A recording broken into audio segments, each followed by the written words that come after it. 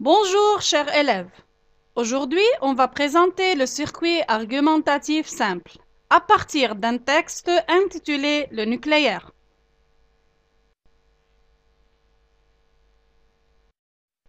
Je vous invite à observer le texte qui s'est affiché sur votre écran. À présent, lisez attentivement le texte pour répondre à mes questions.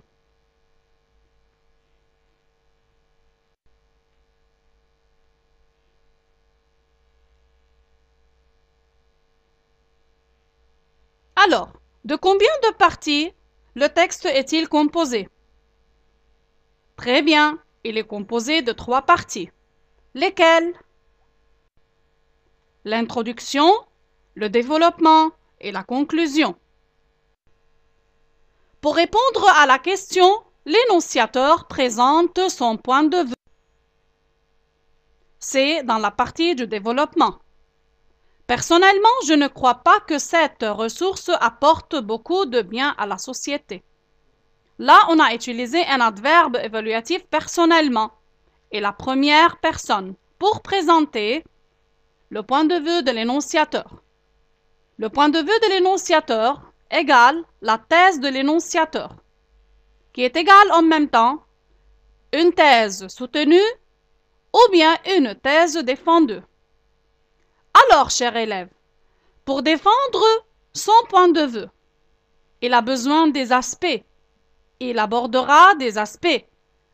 Comment appelle-t-on les aspects dans une production écrite? Les aspects égale les plans. Pour démontrer sa thèse, l'énonciateur utilise des arguments. Quelle est la question posée pour avoir les arguments? On revient à la thèse et on pose la question suivante. Personnellement, je ne crois pas que cette ressource apporte beaucoup de bien à la société. Pourquoi? On va répondre implicitement parce que et car. Combien d'arguments l'énonciateur peut utiliser? Il peut utiliser maintes arguments. Là, dans ce cas-là, on a présenté 3 arguments. Quels sont les connecteurs qui introduisent et organisent ces arguments? On commence par d'abord, ensuite et à la fin, enfin. L'énonciateur, pour appuyer sa thèse, son point de vue, sa thèse défendue, sa thèse soutenue, il utilise l'argument. Et pour illustrer l'argument, il utilise l'exemple. Voyons. D'abord, le nucléaire peut causer la maladie ou la mort des vies humaines. Par exemple, la mort de 2 780 000 habitants de Tchernobyl. Ensuite, les radiations nucléaires affectent la santé des gens. Là, on a précisé le connecteur 1, c'est d'abord l'argument du nucléaire jusqu'à humaine et l'exemple. Par quel moyen l'énonciateur introduit l'exemple? Premièrement, il a introduit l'exemple par exemple. Ensuite, en utilisant les 2 points. Et à la fin, en utilisant tel. Et c'est le 3e exemple.